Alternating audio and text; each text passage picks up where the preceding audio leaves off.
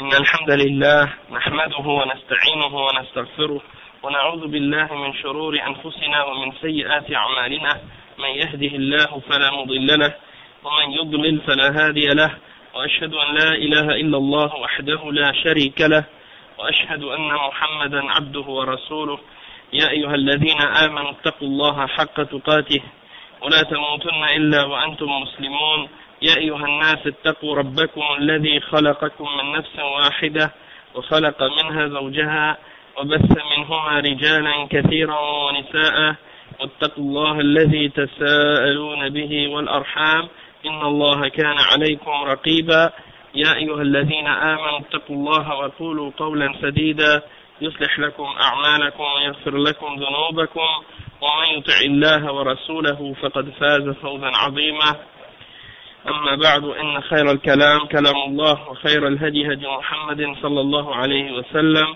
وإن شر الأمور محدثاتها وكل محدثة بدعة وكل بدعة ضلالة وكل ضلالة في النار أما بعد. Donc aujourd'hui on commence le cours 49, Inch'Allah c'est l'avant-dernier cours, Inch'Allah, et on est en train d'expliquer aujourd'hui le hadith numéro 39. Le hadith numéro 39 عن ابن عباس رضي الله عنهما أن رسول الله صلى الله عليه وسلم قال إن الله تجاوز لي عن أمتي الخطأ والنسيان وما استكرهوا عليه حديث حسن رواه ابن ماجه والبيهقي وغيرهما. Donc ça ce hadith-là il est rapporté par Al-Bayhaqi, il est rapporté par Ibn Majah et Al-Bayhaqi et d'autres également, et c'est un hadith selon Abdullah ibn Abbas radiyallahu anhuma. Donc c'est un hadith selon Abdullah ibn Abbas radiyallahu anhuma. Il dit que le messager d'Allah sallallahu alayhi wa sallam a dit que Allah subhanahu wa ta'ala il passe par-dessus les erreurs de la Ummah ainsi que ce qui est fait par oubli ou ce qui est fait sous la contrainte.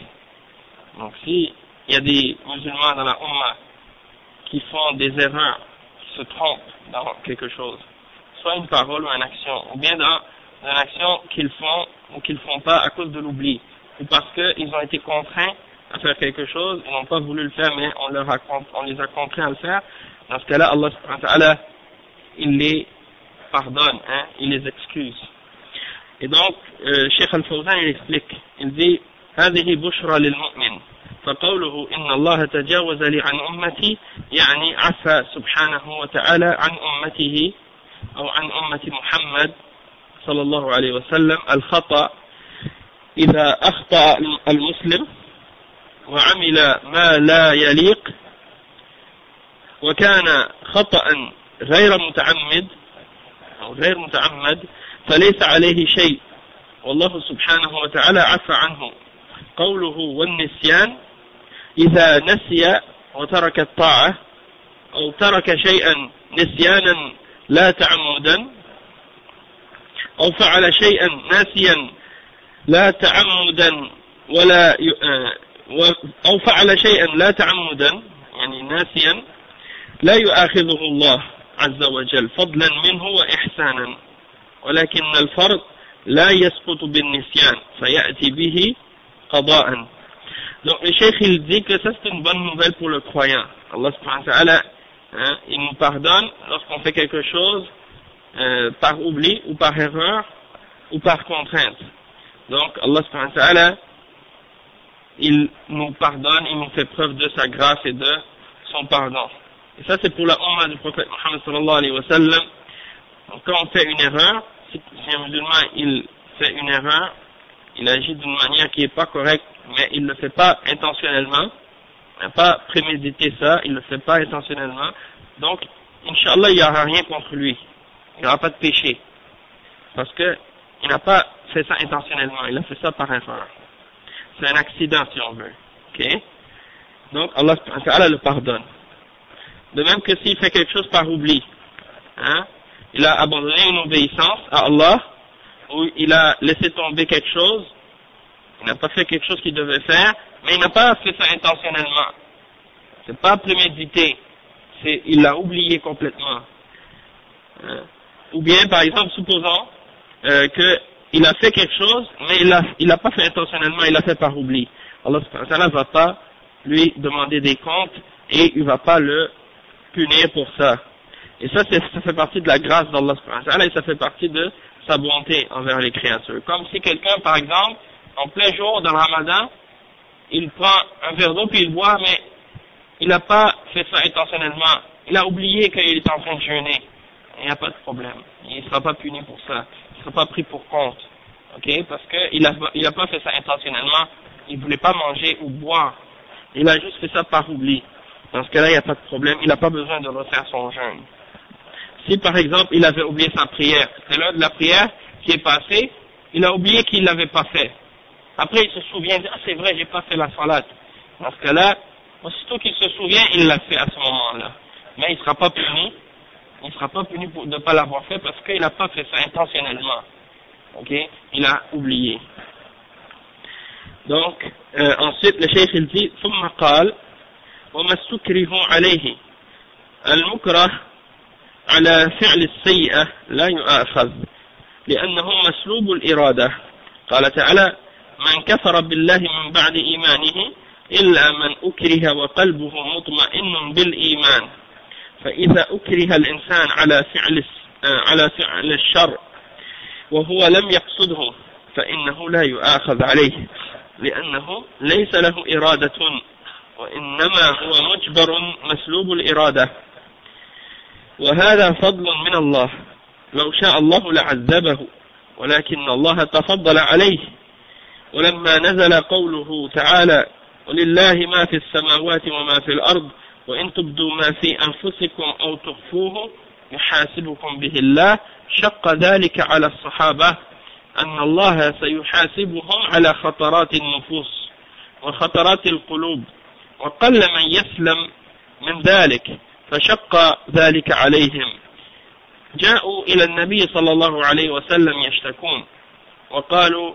كلفنا من العمل ما لا نطيق قال رسول الله صلى الله عليه وسلم أتريدون أن تقولوا كما قالت بنو إسرائيل سمعنا وعصينا قولوا سمعنا وأطعنا فقالوا سمعنا وأطعنا واستسلموا وآمنوا بالله فأنزل الله قوله تعالى آمن الرسول بما أنزل إليه من ربه والمؤمنون كل آمن بالله وملائكته وكتبه ورسله. Donc le cheikh explique, il dit que ensuite le prophète sallallahu alayhi wa sallam a dit وَمَا اسْتُكْرِهُ عَلَيْهِ, c'est-à-dire qu'est-ce que les musulmans de cette umma ont été forcés de faire, qu'est-ce qu'ils ont fait sous la contrainte, eh bien ils seront aussi pardonnés pour ça. C'est-à-dire que la personne qui a été forcée à faire quelque chose de mal ne sera pas punie, parce que à ce moment-là il n'a plus de volonté, il ne fait pas quelque chose selon sa volonté, c'est quelqu'un qui le force à le faire, hein? Donc quelqu'un par exemple il te force à faire quelque chose de haram ou à faire quelque chose de mal et il te menace avec une arme ou avec une épée ou avec quelque chose, il menace de te tuer, hein? Il te frappe, des choses de ce genre, il te torture, tu le fais parce que tu as dit une parole ou tu as fait quelque chose et tu l'as pas fait volontairement ni intentionnellement, tu voulais pas le faire et dans ton cœur tu veux pas le faire, sauf que tu es forcé de le faire à cause de ça, et ben dans ce cas-là tu seras pas puni. Et il mentionne l'exemple dans le verset 106 dans Surat An-Nahl. Allah subhanahu wa ta'ala il dit quiconque a mécru en Allah après avoir eu la foi, excepté celui qui a été contraint alors que son cœur est rempli de sérénité, de sérénité dans son cœur par rapport à la foi. C'est-à-dire il a dans son cœur la foi et il a la paix dans son cœur par rapport à sa foi. Sauf que il a dit une parole de kufr parce qu'il a été contraint à le faire. Comme Ammar ibn Yasir, par exemple. Ammar ibn Yasir, radiyallahu anhu, il a vu ses parents se faire tuer devant lui, hein, par la torture et tout. Les mushrikoun, ils ont tué son père et sa mère devant lui. Parce que on voulait les forcer à dire les noms des idoles ou bien à insulter le prophète Muhammad sallallahu alayhi wa sallam ou des choses de ce genre. Et il les forçait à revenir à la mécréance. Et le père et la mère de Ammar ibn Yasir, ils ont refusé. Ils ont résisté jusqu'à la fin et finalement les mushrikoun les ont tués. Et Ammar ibn Yasir, lui, il a été témoin de ça.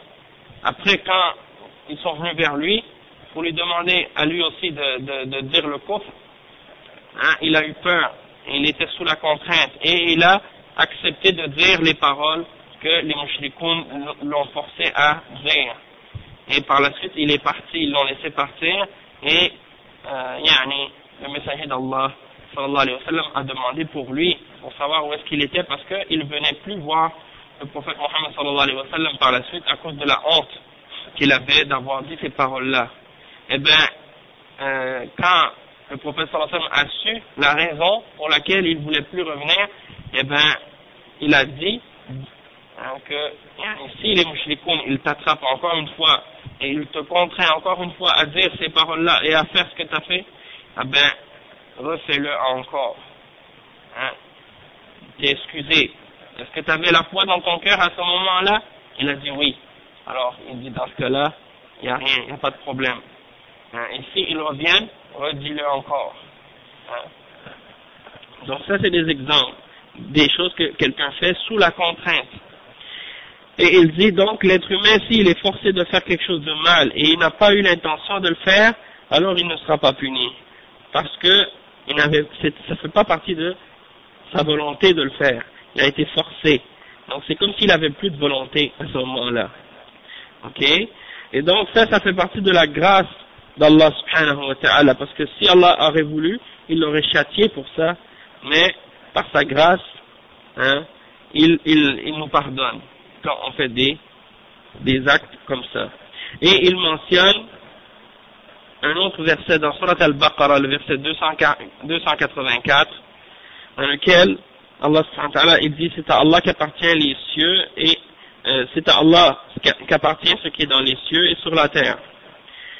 Et si vous divulguez ce que vous avez en vous-même et que vous le cachez, eh bien Allah va vous juger pour ça, il va vous tenir des comptes pour ça.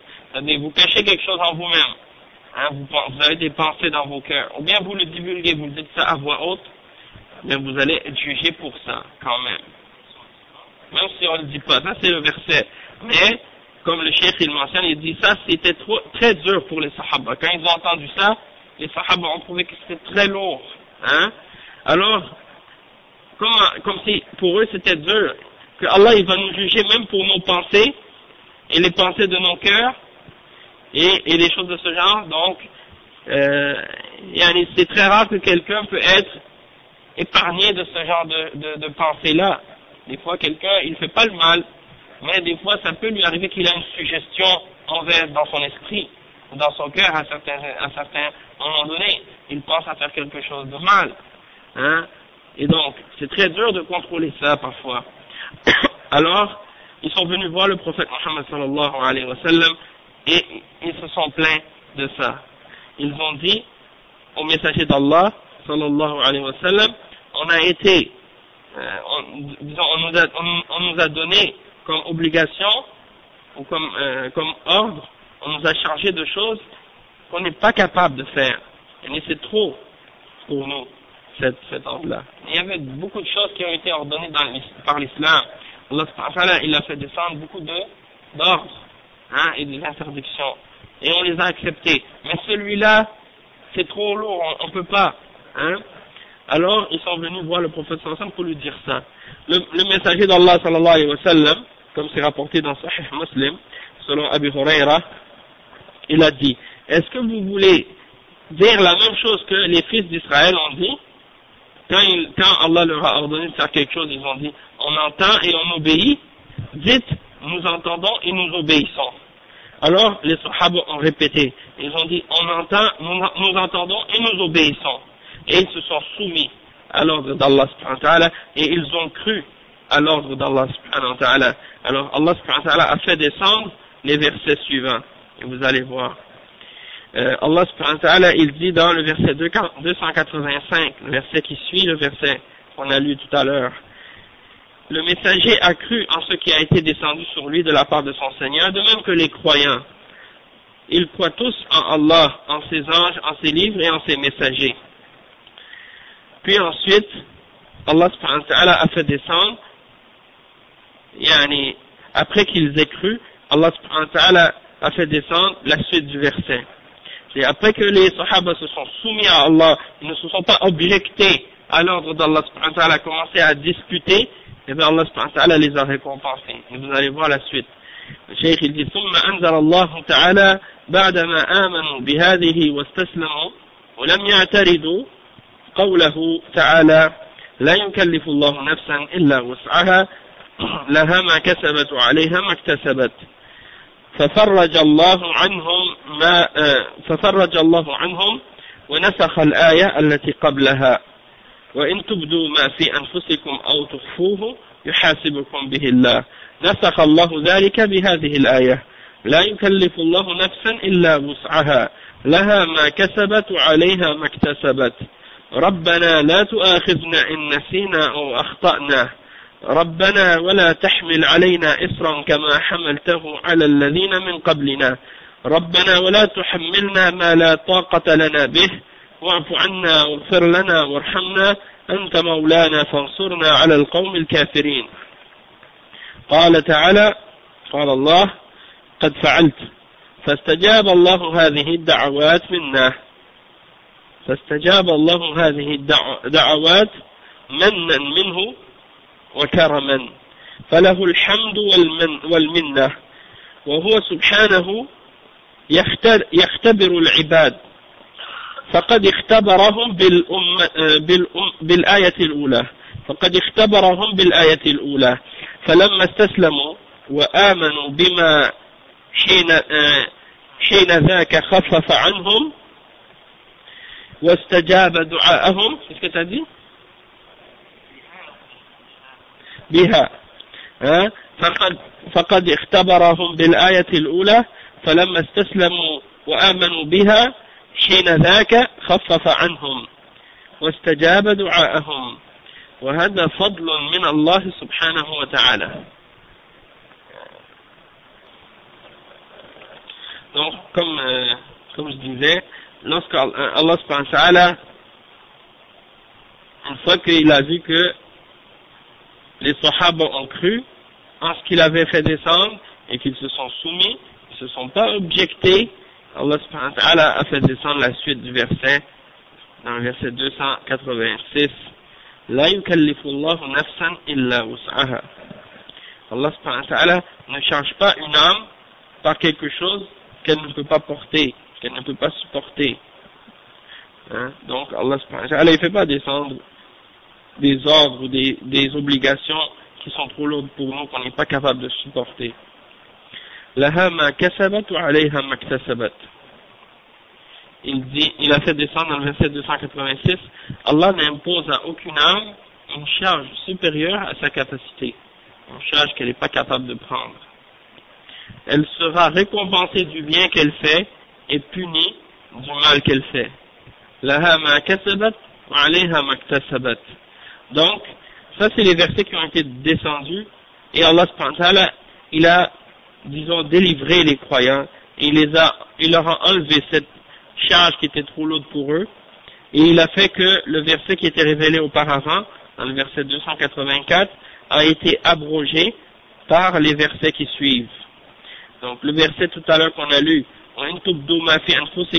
si vous divulguez ce qui est en vous-même, ou que vous le cachiez, Allah subhanahu wa ta'ala va vous juger pour ça. Il va vous demander des comptes pour ça quand même.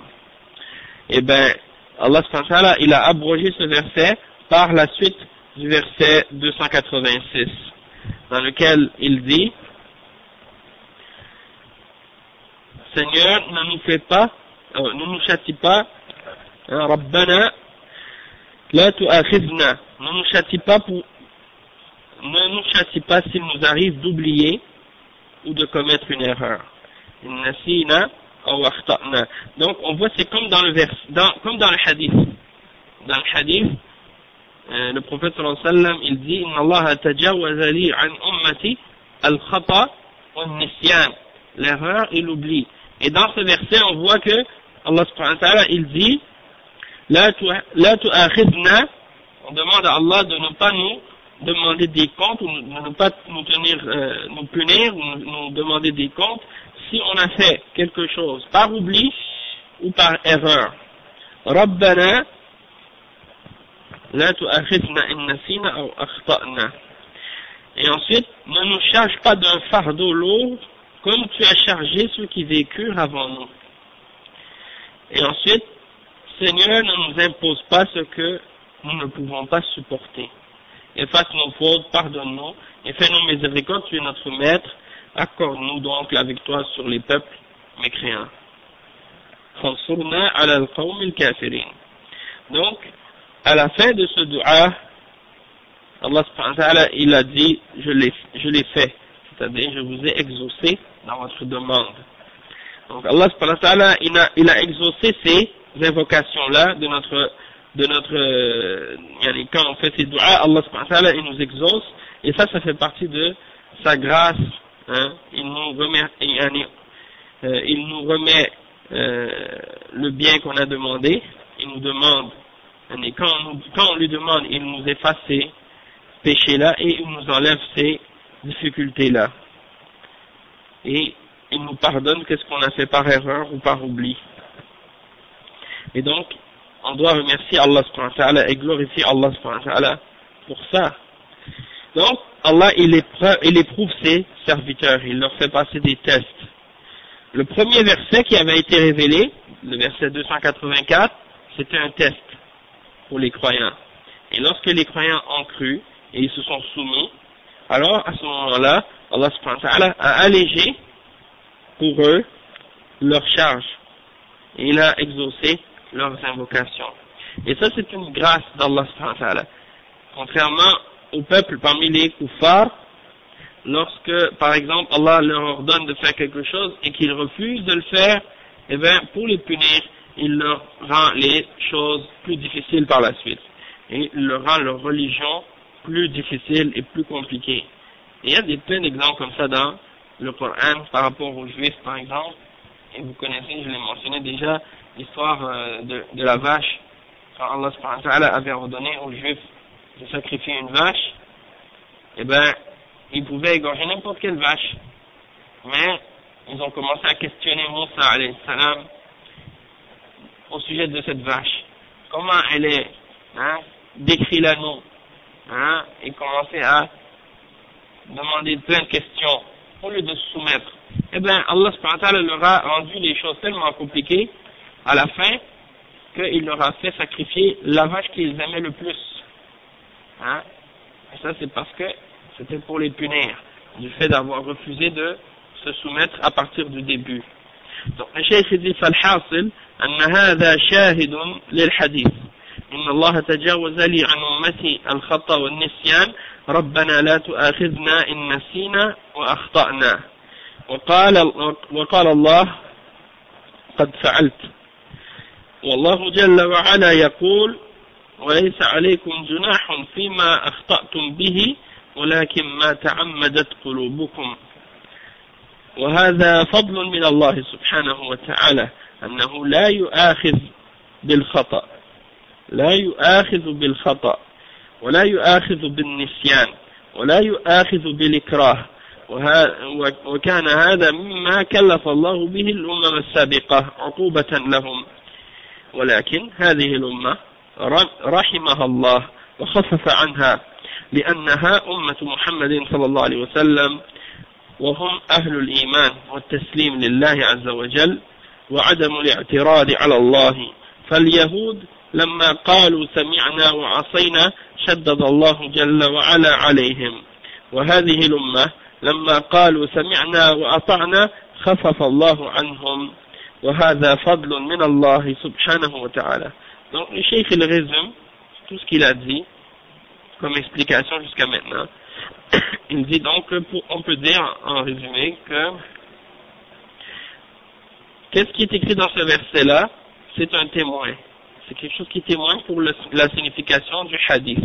Quand le prophète sallallahu alayhi wa sallam a dit que Allah a pardonné pour ma umma ce qu'ils ont fait par erreur, ce qu'ils ont fait par oubli, c'est exactement la même signification que lorsqu'on dit dans la parole d'Allah subhanahu wa ta'ala Rabbana la tu'akhidna in nasina aw akhta'na, c'est-à-dire ô notre Rabb, ne nous prends pas pour compte pour ce qu'on a fait par oubli ou par erreur.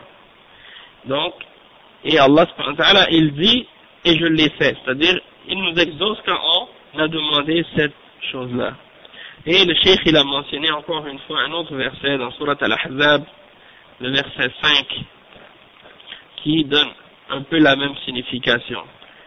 Nul blâme sur vous pour ce que vous faites par erreur, mais vous serez blâmés pour ce que vos cœurs font délibérément. Walakin ma ta'ammadat qulubukum. Donc, ça c'est une grâce de la part d'Allah subhanahu wa ta'ala, qui ne nous prend pas pour compte à cause de nos erreurs, et qui ne prend pas pour compte nos oublis. Quand on ne fait pas quelque chose volontairement, on ne l'a pas fait intentionnellement, délibérément, alors dans ce cas-là, Allah subhanahu wa ta'ala, il nous pardonne.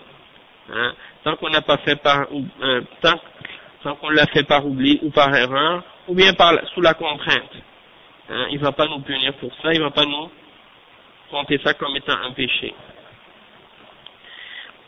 وكان هذا مما كلف الله به الأمم السابقة عقوبة لهم. Donc les peuples qui étaient avant nous, Allah subhanahu wa ta'ala leur donnait ces charges à suivre. Pourquoi? Pour les punir, à cause de leur désobéissance et leur refus de se soumettre. Mais notre Ummah, Allah lui a fait miséricorde et il a allégé la charge pour cette Ummah, parce que c'est la Ummah du prophète Muhammad sallallahu alayhi wa sallam, et ce sont des gens qui ont la foi et qui se soumettent à Allah subhanahu wa ta'ala et qui ne s'objectent pas à Allah subhanahu wa ta'ala. Donc les Juifs, eux, lorsque Allah leur a ordonné quelque chose, au lieu de le faire, ils ont dit nous avons entendu et nous désobéissons. Alors Allah subhanahu wa ta'ala leur a rendu les choses difficiles. Et notre Ummah, cette Ummah, lorsque Allah nous a ordonné, lorsque Allah a ordonné à cette Ummah, ils ont répondu nous avons entendu et nous obéissons. Alors Allah subhanahu wa ta'ala a allégé la charge pour nous. Et ça c'est une grâce de sa part, Allah subhanahu wa ta'ala. Donc ça vient compléter l'explication de ce hadith, qui est le hadith 39. Et maintenant, on va commencer à lire l'explication du hadith numéro 40, al-hadith al-arba'un. عن ابن عمر رضي الله عنهما قال أخذ رسول الله صلى الله عليه وسلم بمنكبي فقال كن في الدنيا كأنك غريب أو عابر سبيل. وكان ابن عمر رضي الله عنهما يقول إذا أمسيت فلا تنتظر الصباح وإذا أصبحت فلا تنتظر المساء وخذ من صحتك لمرضك ومن حياتك لموتك. رواه البخاري. وعليكم السلام ورحمة الله وبركاته. Donc ce hadith, qui est le hadith numéro 40, c'est un hadith qui est rapporté selon Abdullah ibn Omar, le fils de Omar ibn al-Khattab radiyallahu anhuma.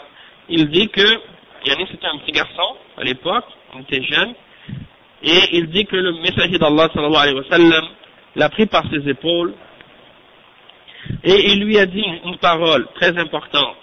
Il lui a dit soit dans ce monde, soit dans ce bas monde, comme un étranger ou bien un voyageur.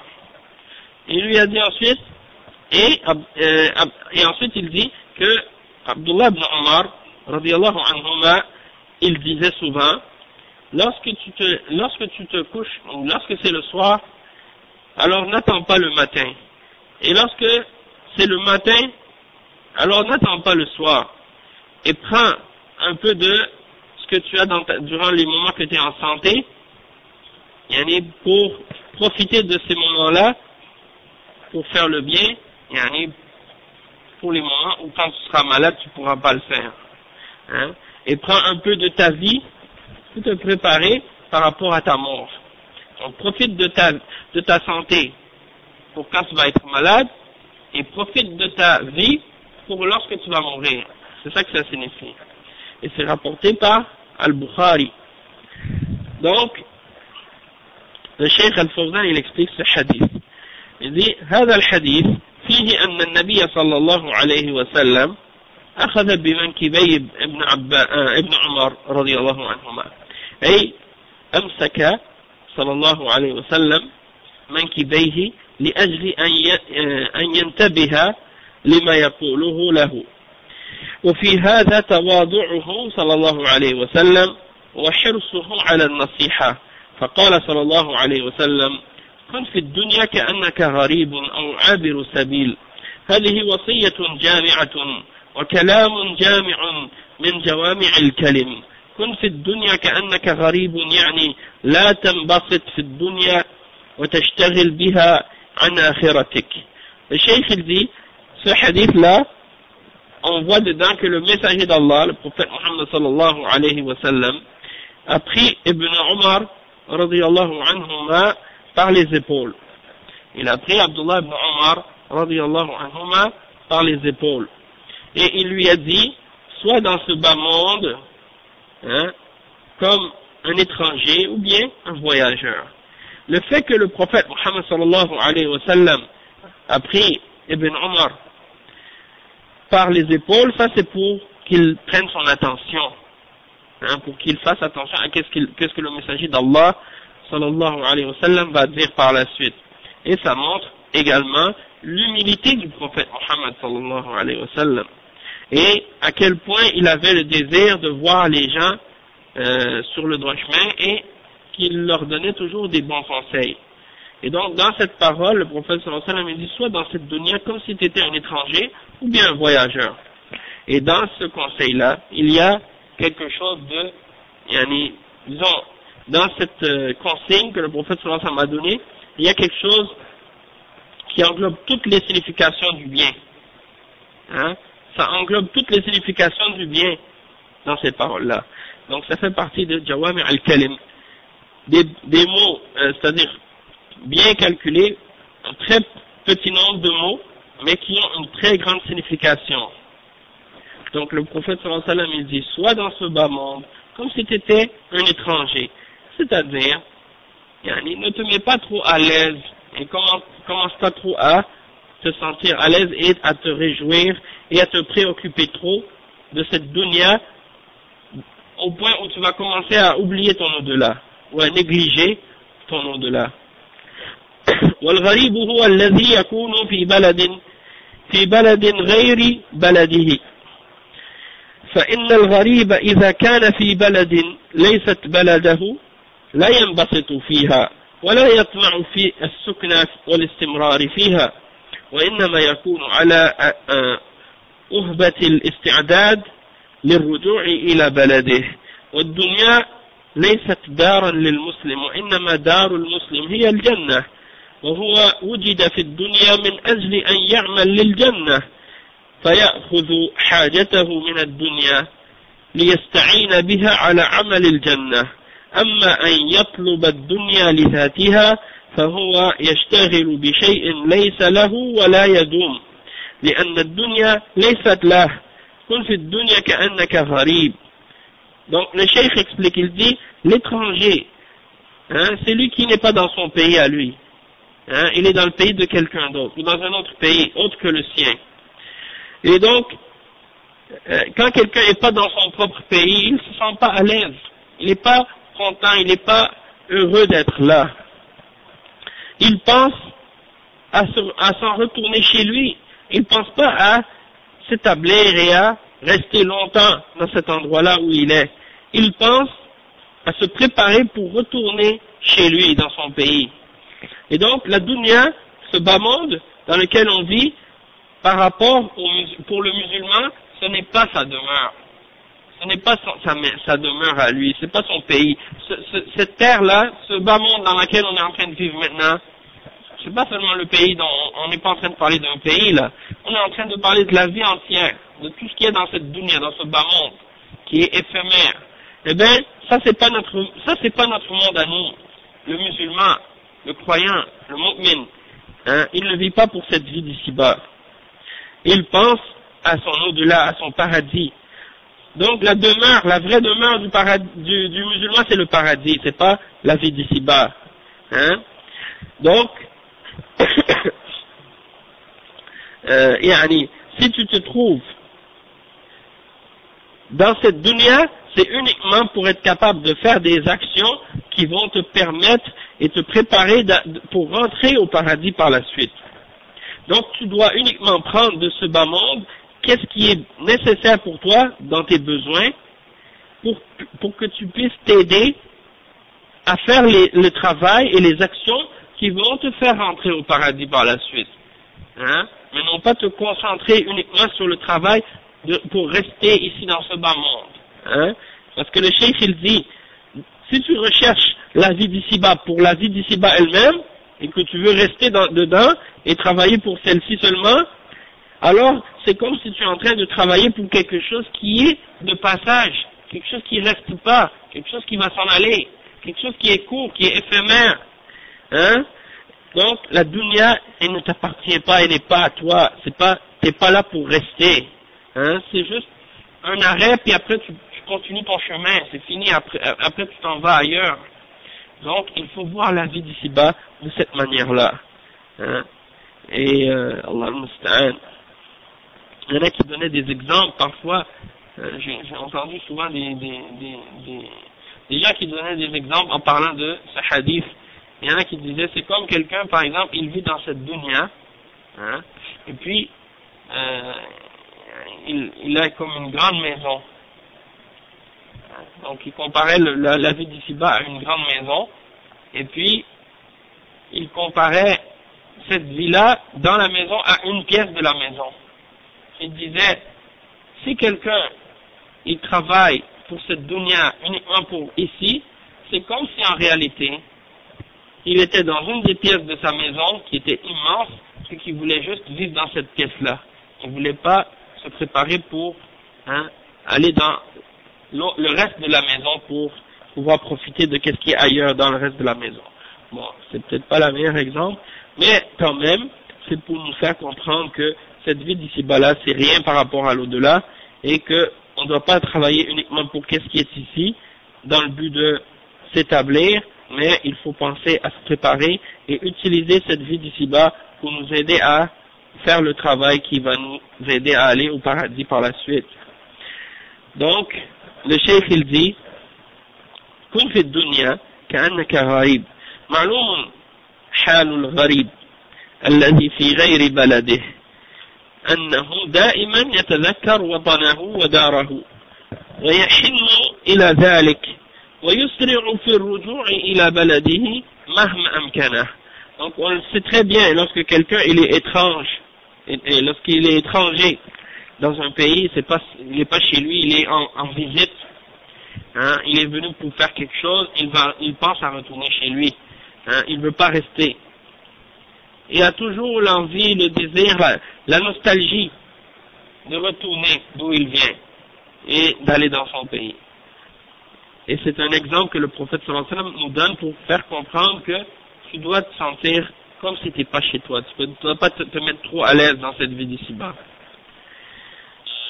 Ensuite, le cheikh il dit وَقَوْلُهُ كَأَنَّكَ غَرِيب يعني مثل الغريب بمعنى أنك لا تنبسط فيها وتشتغل بها وتعطيها كل فكرك وقلبك لأنها ليست دارا لك بل كن فيها مؤقتا تنتظر الرجوع إلى بلدك. والمسلم كذلك هو في الدنيا غريب لأنها ليست دارا له.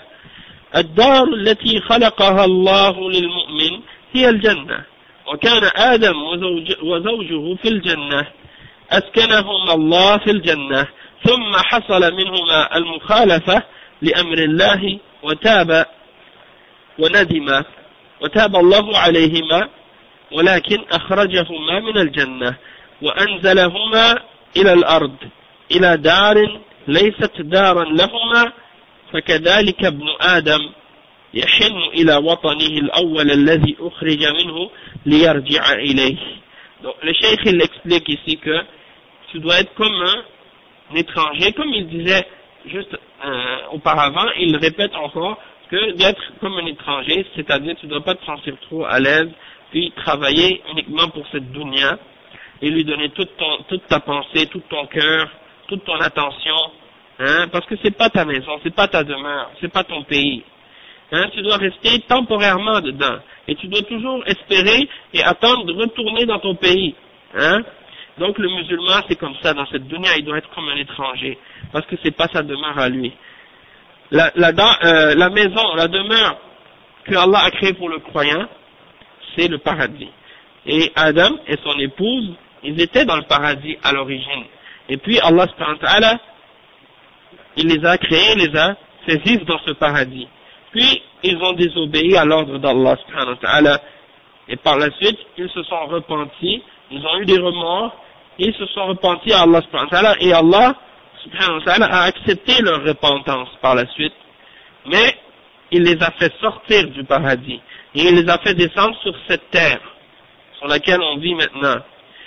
Et donc, en réalité, cette terre sur laquelle on vit maintenant, c'était pas la terre de nos premiers pères. Et c'est pas notre terre à nous non plus. C'est-à-dire, c'est pas notre demeure à nous, ni la demeure de nos premiers parents, et ni notre demeure à nous. C'est une demeure temporaire. Notre vraie demeure, si on est mu'min, si on est croyant, c'est le paradis. Et c'est là qu'on va retourner, Inch'Allah, si on agit, et si on adopte l'attitude de l'étranger, du gharib. Et donc, la même manière que nos premiers parents, ils n'étaient pas chez eux dans cette dunya, la même chose pour les fils d'Adam également. Ils ne sont pas chez lui. Ils ne sont pas chez eux. Ils veulent retourner vers leur première demeure de laquelle ils ont été expulsés ou de laquelle on les a fait sortir, c'est-à-dire le paradis. ثم قال أو عابر سبيل وهو المسافر والمسافر إنما يستريح في أثناء سفره ثم يواصل السفر ولا يستوطن فيكون المسلم في الدنيا مثل المسافر وهو في الحقيقة مسافر ليس مقيما لأن مدته في الدنيا قليلة وهو يسير إلى الآخرة تسير به الأيام والليالي إلى الآخرة وهكذا ينبغي أن تكون حالة المسلم في الدنيا غريبا أو عابر سبيل وأن يكون همه الرجوع إلى بلده وبلد المسلم هي الجنة فيستعد لها وتكون هي همه وما يوصله إليها. Donc le cheikh il dit, comme le prophète Muhammad sallallahu alayhi wa sallam a dit, d'être comme un étranger ou bien d'être comme un voyageur. Et le voyageur, il se repose durant son voyage et puis il reprend son chemin. Il ne va pas rester là sur la route puis dire ça y est, je reste ici, je bouge plus. Non, il continue son chemin. Il se repose un petit temps et puis il continue son chemin. Donc le musulman il doit être comme le voyageur. Il ne doit pas dire, bon, ici je suis arrivé à ma destination dans cette dunya. Non, tu n'es pas arrivé à ta destination. Ta destination c'est le Jannah. Ta destination finale c'est le paradis. Toi tu es seulement en train de marcher et d'avancer vers cette destination finale. Donc si tu t'arrêtes en cours de route et puis tu dis je m'installe ici, alors tu manques ton objectif. Et donc c'est comme ça le mu'min. Il doit continuer son voyage. Et donc, il doit continuer son voyage. Dans cette dunya, c'est pas sa destination. Il est toujours un voyageur. Depuis le début de sa vie, quand il vient au monde, jusqu'à sa mort, il fait son voyage. Vers quoi? Vers l'akhirah, vers l'au-delà. Et donc, ça c'est la réalité. La réalité du musulman. Il n'est pas un résident, il est un voyageur. Et la durée de son voyage, c'est très court dans cette dunya, en réalité, par rapport à l'akhirah, parce que l'akhirah c'est éternel. Donc, tu avances et les jours se succèdent. Les nuits et les jours se succèdent vers l'au-delà. Hein? Et c'est comme ça que le musulman il doit voir sa vie dans cette dunya, comme un étranger, comme quelqu'un qui marche sur un chemin et qui est en voyage. Hein? Et donc, son seul intérêt, son seul souci, c'est quoi?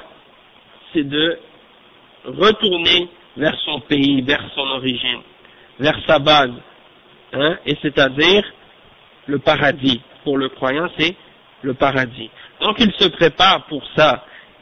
Il se prépare pour retourner au paradis en faisant les bonnes œuvres. Et c'est ça, c'est son souci. Et c'est ça qui va l'amener. Hein? Il fait les actes qui vont lui permettre d'y arriver, c'est-à-dire il obéit à Allah et il s'écarte de ce que Allah a interdit. Ça, c'est la voie vers le paradis.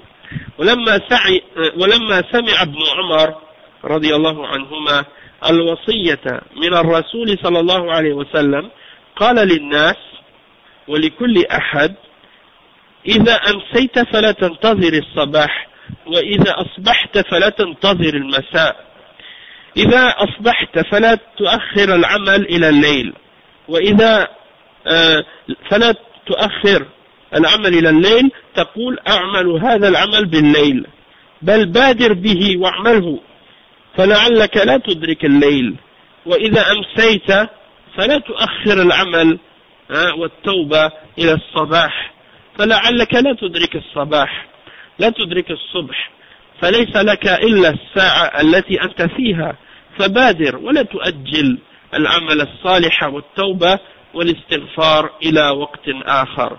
Donc, le cheikh explique que lorsque Ibn Umar radiyallahu anhuma a entendu ce conseil de la part du messager d'Allah sallallahu alayhi wa sallam, il a dit aux gens et à chacun d'entre eux, lorsque tu arrives au soir, n'attends pas le matin, et lorsque tu arrives au matin, n'attends pas le soir. Qu'est-ce que ça signifie? Cheikh Al-Fawzan il dit, lorsque tu te lèves, ne retarde pas l'action que tu veux faire jusqu'au soir. Ne dis pas par exemple, je vais faire cette action-là le soir. Dépêche-toi de le faire et applique-le tout de suite, pratique-le tout de suite. Peut-être tu vas pas être capable de vivre jusqu'au soir, tu sais pas quand est-ce que tu vas mourir. Et lorsque tu arrives au soir et que tu veux faire quelque chose, une action, tu veux te repentir ou des choses de ce genre, n'attends pas au matin. Parce que tu sais même pas si tu vas vivre jusqu'à ce matin-là. Tu n'as en réalité que le moment dans lequel tu es en train de vivre et le moment présent. Hein? Donc précipite-toi et dépêche-toi et ne retarde pas les actions et la repentance, les bonnes œuvres, la demande du pardon à un autre moment. Hein? Comme on dit parfois même dans le dicton, ne remets pas à demain ce que tu peux faire aujourd'hui. C'est la même chose. Ne remets pas au soir ce que tu peux faire maintenant. Et quand tu es le soir, ne remets pas au matin. Et c'est ça le conseil que Ibn Umar donnait. Ensuite il dit, ثم قال وخذ من صحتك لمرضك. هذه من وصية ابن عمر ما دام الإنسان في صحة وعافية فهو قوي يقدر على الصيام يقدر على القيام على قيام الليل يقدر على الجهاد في سبيل الله يقدر على الدعوة إلى الله ويقدر على بذل الخير أما إذا سقم ومرض فإنه لا يستطيع أن يصوم ولا يستطيع أن يقوم الليل ولا يستطيع ما كان يستطيعه وهو في صحته بسبب المرض والصحة لا تدوم ما دام الله أعطاك الصحة فبادر بالأعمال الصالحة لأنه سيأتي عليك وقت لا تستطيع أن تعمل فيه إما لمرض أو لكبر وهرم. Le cheikh il dit, et ensuite Abdullah ibn Umar il disait, il lui donnait هذه من وصية ابن عمر, donc ça fait partie du conseil de Abdullah ibn Umar. Il a dit, du moment que quelqu'un il est en bonne santé, profite de ta santé pour les moments où tu vas être malade. Du moment que tu es en santé, tu es en bonne forme, tu es fort, tu es capable de jeûner, tu es capable de prier la nuit, tu es capable de faire le djihad, fi sabilillah, tu es capable de faire la da'wah et d'appeler les hommes à Allah, tu es capable de faire beaucoup d'efforts dans le bien, hein, alors profite-en et fais ces bonnes œuvres. Attends pas que tu tombes malade, après tu dis je peux rien faire. Ou que tu as un accident, tu peux plus marcher, tu peux plus bouger, hein, tu deviens paralysé, ou bien tu es trop vieux, tu peux plus faire rien, tu es en chaise roulante ou des choses comme ça. Donc qu'est-ce qu'il dit le cheikh? Il dit parce que si tu tombes malade, alors tu ne pourras pas faire tout ce que tu faisais avant, tu ne pourras pas jeûner facilement comme avant, tu ne pourras pas te prier la nuit, tu ne pourras pas faire tout ce que tu étais capable de faire lorsque tu étais en bonne santé à cause de ta maladie. Donc, il a dit, la santé, c'est quelque chose que tu as, mais elle ne dure pas éternellement. Hein, c'est pas quelque chose, tu dis, bon, là je suis en santé aujourd'hui, là je suis jeune maintenant, j'ai ma santé. Je pense pas que c'est comme ça tout le temps. Hein, la maladie va venir, hein, un jour ou l'autre. Donc, profite-en pendant que tu es en bonne santé. Profite-en pour faire le bien. Et il dit, yani, donc du moment qu'Allah t'a donné la santé, alors dépêche-toi pour faire les bonnes œuvres. Parce qu'il y a un moment qui va venir où tu ne seras pas capable de le faire, soit parce que tu seras malade ou que tu seras vieux. Hein?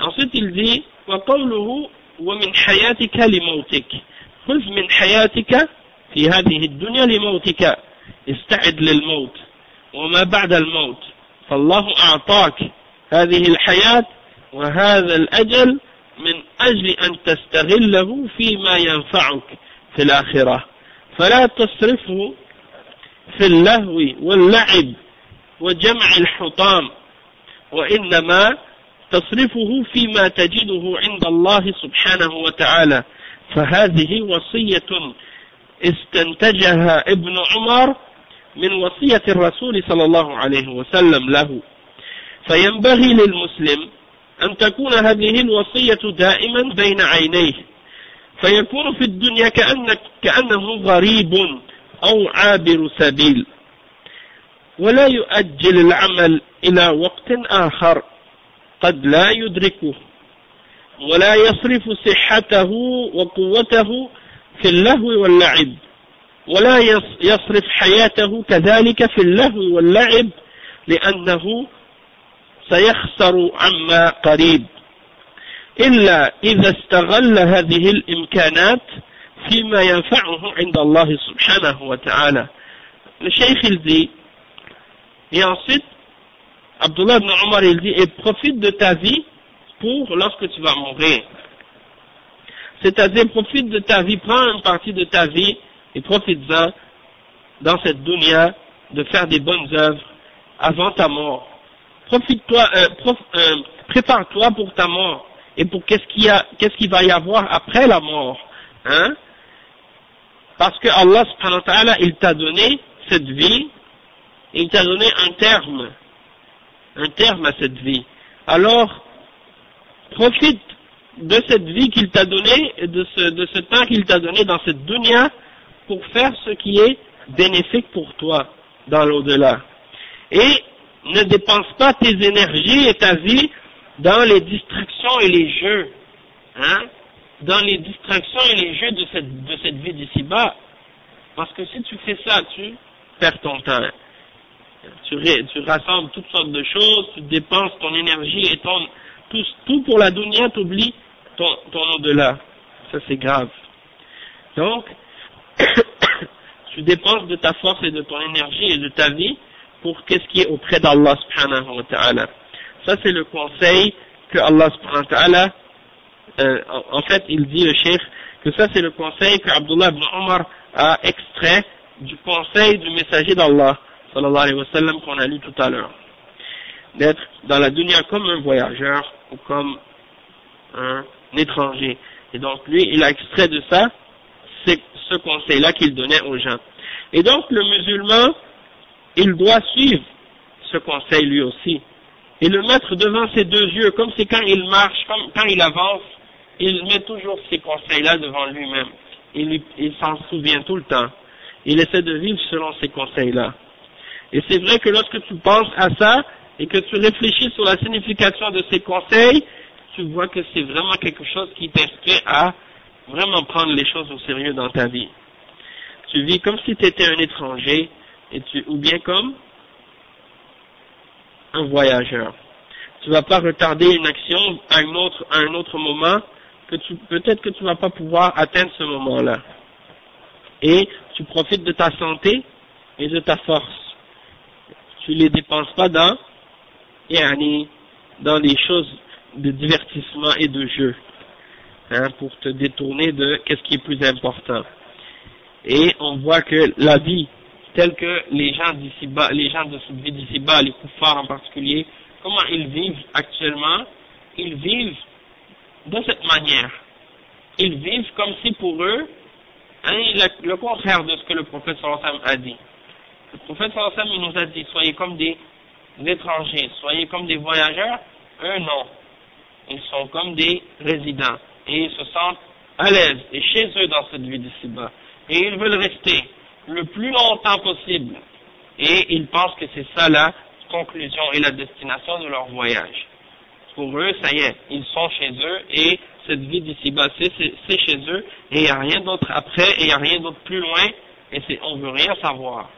Et ça, c'est une attitude vraiment triste et dommage, hein, parce que ces gens-là, ils s'éloignent et ils se détournent de ce qui est le plus important et de ce qui est vrai, c'est-à-dire qu'est-ce qui se prépare pour nous après notre mort.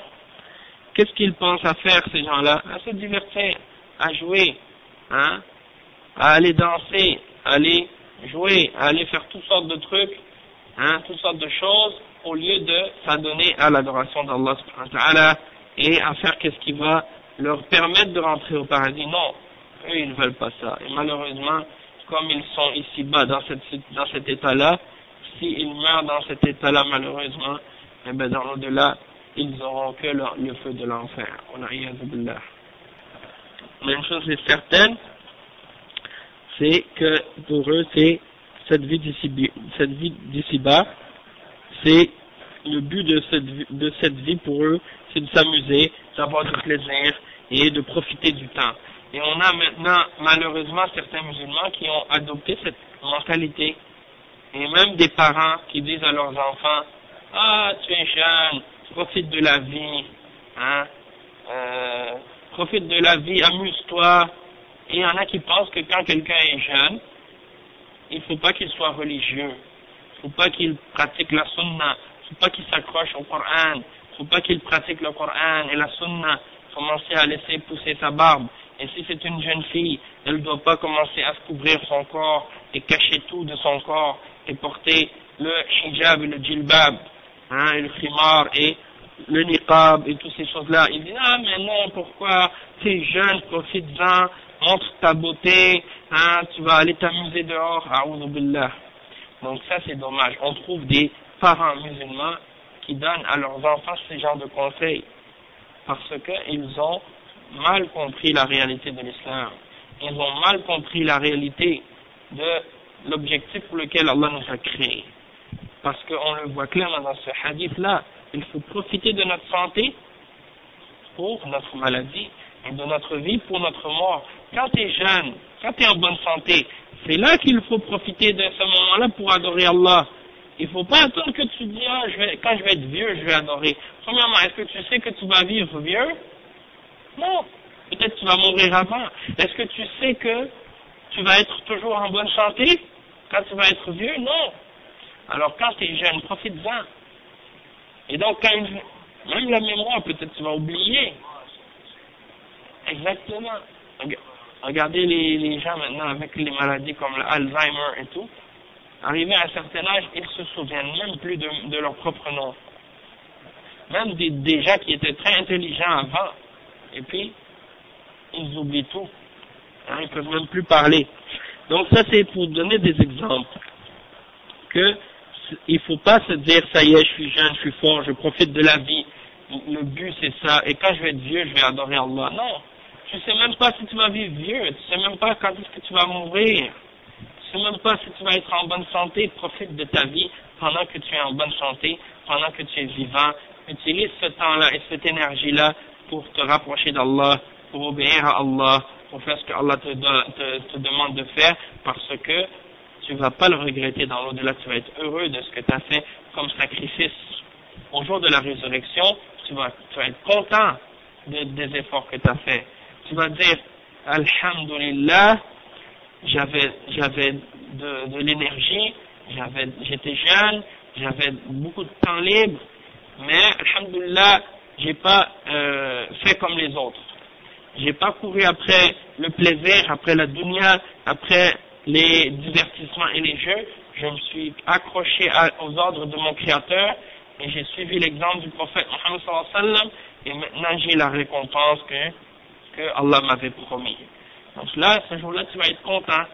Mais celui qui a suivi ses passions, ses désirs, qui a fait tout ce que le shaitan lui demande de faire et qui a désobéi à Allah, qui a désobéi au messager, qu'est-ce qu'il va dire? Il va dire, ah, malheur à moi. Si j'avais seulement profité du temps que j'avais pour adorer et obéir à Allah, hein, maintenant regarde, il est trop tard pour revenir. Donc c'est pour ça, il faut profiter du temps qu'on a pour faire ça. Et le cheikh il dit, hein, donc ne laisse pas cette vie d'ici-bas te détourner, hein, et commencer à faire des jeux et des divertissements. Hein, parce que tu sais pas quand est-ce que tu vas mourir, tu risques de perdre beaucoup. Donc si tu profites du temps et des capacités que tu as dans ce qui est bénéfique pour toi auprès d'Allah, subhanahu wa ta'ala, eh bien ça c'est, bien sûr c'est meilleur. On a encore le temps de faire un autre hadith. C'est le hadith 41, le hadith al-hadi wal-arba'un. عن أبي محمد عبد الله بن عمرو بن العاص رضي الله عنهما قال قال رسول الله صلى الله عليه وسلم لا يؤمن أحدكم حتى يكون هواه تبعا لما جئت به حديث حسن صحيح رويناه في كتاب الحجة بإسناد صحيح. Donc ça c'est le hadith 41 qui est rapporté par Abu Muhammad Abdullah ibn Amr ibn al-As radiyallahu anhu. C'est un hadith qui est déclaré daïf par l'imam Ibn Rajab. L'imam Ibn Rajab dans le Sharh Jami' al-Ulum wal-Hikam, il a déclaré ça, il a déclaré ce hadith comme étant daïf. Mais comme le cheikh explique que même s'il est daïf, sa signification elle est vraie. Il est rapporté par je pense que c'est l'imam al-Asfahani dans Kitab al-Hujja, al-Hujja fi Bayan al-Mahajja, et l'imam al-Nawawi il dit qu'il est Hassan Sahih. Ok, donc c'est ça. Et c'est rapporté selon Abu Muhammad Abdullah ibn Amr ibn al-As radiyallahu anhuma. Il dit que le messager d'Allah sallallahu alayhi wa sallam a dit, nul d'entre vous n'est croyant jusqu'à ce que sa passion soit en accord avec ce que j'ai amené. C'est-à-dire jusqu'à ce qu'il désire ou ce qu'il a comme passion, que ce soit en accord avec ce que le messager d'Allah sallallahu alayhi wa sallam a amené. Donc, si tu veux être un vrai croyant, il faut que ce que tu désires soit en accord avec le Coran et la Sunna. Le cheikh explique. الشيخ الفوزان يقول قوله صلى الله عليه وسلم لا يؤمن أحدكم هذا نفى عنه الإيمان ثم قال حتى يكون هواه تبعا لما جئت به أي يكون ما يهوى تابعا لما جاء به الرسول صلى الله عليه وسلم. والحديث وإن كان فيه مقال ولكن النووي رحمه الله صححه وصححه غيره أيضا ويشهد له القرآن أيضا. قال تعالى فلا وربك لا يؤمنون حتى يحكموك فيما شجر بينهم ثم لا يجدوا في أنفسهم حرجا مما قضيت ويسلموا تسليما. Bon, Cheikh il n'a pas mentionné à la fin du verset, mais c'est à la fin c'est ويسلموا تسليما. ويكون هواهم تبعا لما حكم به النبي صلى الله عليه وسلم ولا يكرهون ما حكم به النبي صلى الله عليه وسلم فمن كرهه كان كافرا. قال تعالى ذلك بأنهم كرهوا ما أنزل الله فأحبط أعمالهم فهذا الحديث يشهد له القرآن.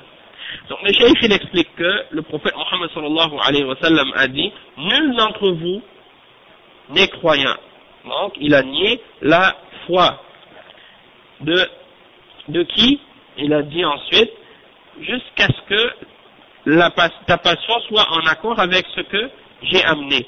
C'est-à-dire que la passion de l'un d'entre nous soit en accord avec ce que le messager d'Allah sallallahu alayhi wa sallam a amené. Donc celui qui trouve que sa passion n'est pas en accord avec ce que le messager d'Allah sallallahu alayhi wa sallam a amené, alors le prophète sallallahu alayhi wa sallam a nié sa foi. Et on va lire l'explication du cheikh en détail là-dessus. Il dit premièrement, c'est vrai que le hadith, il y a certaines paroles qui ont été dites au sujet de son authenticité.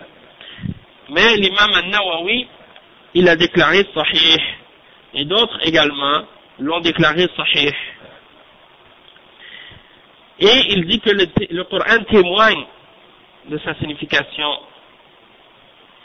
Il dit, le verset 65 dans Surat An-Nisa, dans lequel Allah subhanahu wa ta'ala dit, non par ton Seigneur, ils ne seront pas croyants jusqu'à ce qu'il t'ait pris toi, ô Muhammad, comme juge entre eux, dans ce qu'ils ont comme discorde ou désaccord, puis qu'ils n'auront trouvé en eux-mêmes aucune insatisfaction pour ce que tu auras décrété comme jugement. Donc, le cheikh il dit, donc, que leur passion, leur désir, ce qu'ils veulent, soit en accord avec ce que le messager d'Allah sallallahu alayhi wa sallam a émis comme jugement. Et qu'ils ne détestent pas ce que le messager d'Allah sallallahu alayhi wa sallam a jugé ou a décrit comme jugement, a donné comme jugement. Celui qui déteste ce que le messager d'Allah sallallahu alayhi wa sallam a décrété, alors il dit c'est un kafir. Celui qui déteste ce qui vient du messager d'Allah sallallahu alayhi wa sallam, alors c'est un kafir. Il dit parce que Allah il dit dans le verset 9 dans Surat Muhammad, ça c'est parce qu'ils ont détesté ce que Allah a fait descendre, c'est-à-dire ce qu'il a révélé, et donc il a rendu leurs œuvres vaines. Parce qu'ils ont détesté ce que Allah a révélé. Donc si quelqu'un déteste ce qui vient d'Allah, il n'est pas un mu'min.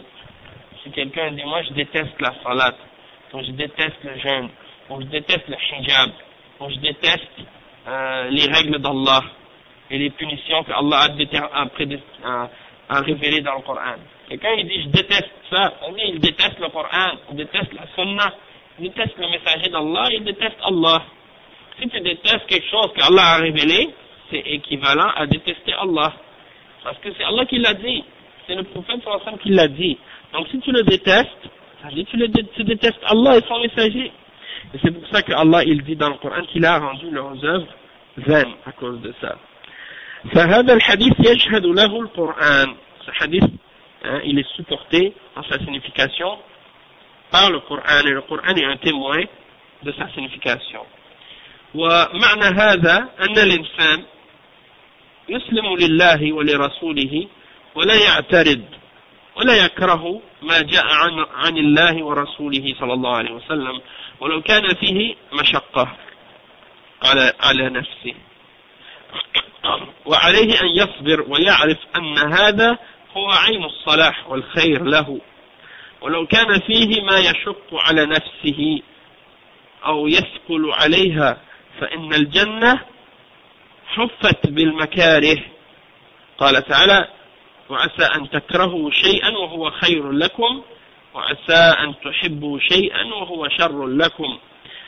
وهذا يقتضي أن المسلم يسلم لله ولرسوله ويعلم أن المصلحة والخير فيما جاء عن الله ورسوله، ولو كانت نفسه فيها استثقال أو تباطؤ عن ذلك والله يعلم وأنتم لا تعلمون.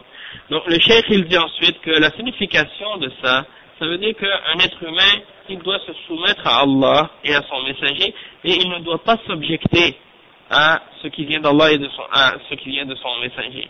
Et il ne doit pas détester non plus ce qui vient d'Allah et de son messager, sallallahu alayhi wa sallam, même si il trouve que cette chose elle est difficile pour son âme ou difficile en lui-même.